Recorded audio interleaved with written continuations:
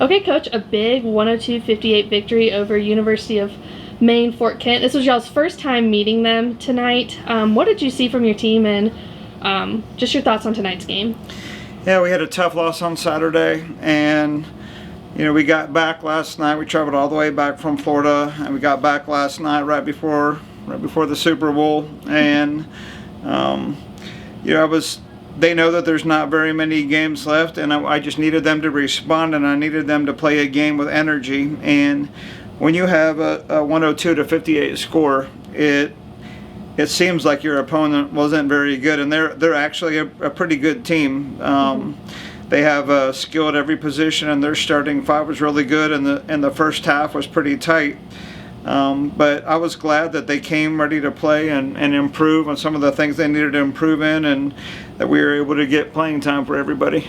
Perfect. So how do you take the momentum from today's game and put that into on Saturday's game? It's your last game of the regular season before y'all head into regionals and potentially nationals. So how do you keep up the momentum from this win into the weekend?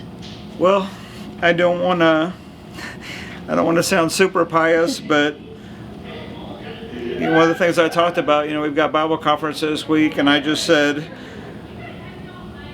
there's a time for physical, there's a time for spiritual, and there's a time for education, and this week needs to be more about spiritual. And I honestly believe that if they're spiritually refreshed and they get there and they take care of what God says is their priority this week, if they make God their priority, I think God will take care of everything else. They've got a chance to have a little bit different week. And I was so proud of the seniors. I was glad all the seniors got to get in tonight, and there's a really good chance that Johnson's going to be our first round opponent in the region tournament next week. And so we can't have too much emotion because it's senior day or anything like that. We've just got to come ready to play, knowing that we will probably have to play them next Thursday if everything plays out the way we think it's going to play out. That's probably our first round opponent. Yeah. Yeah. So in addition to, having a lot of kids and a lot of players get on the court tonight, got to see Henry Blair hit 1,000 points as a Bruin in just his 2-year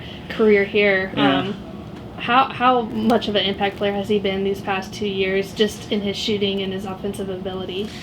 Well, he's a classic example. I started recruiting him after his sophomore year of high school, in my first year as coach here, and him and Stefan and Tostatus Pouncey are all from the same school, and recruited Henry and Stefan. They both went to other schools, but I kept a relationship with them, and to see both of those guys come here and get, Henry was Region Player of the Year last year. He made the president's list for semester this year and all of that, and I'm so happy when somebody that has the on-court success also has the off-court success as well. And for him to score his 1,000th point, he's missed some because of injury and some other things, and he didn't have to play all 40 minutes tonight to do it. He was able to play, get it taken care of, and then was probably the loudest guy cheering his teammates, and that was really good to see. Awesome. Well, excited for him, excited for your team, especially after today's win. Looking forward to this weekend, and hope y'all can pull out another win against Johnson. All right. Thank you. Thank you.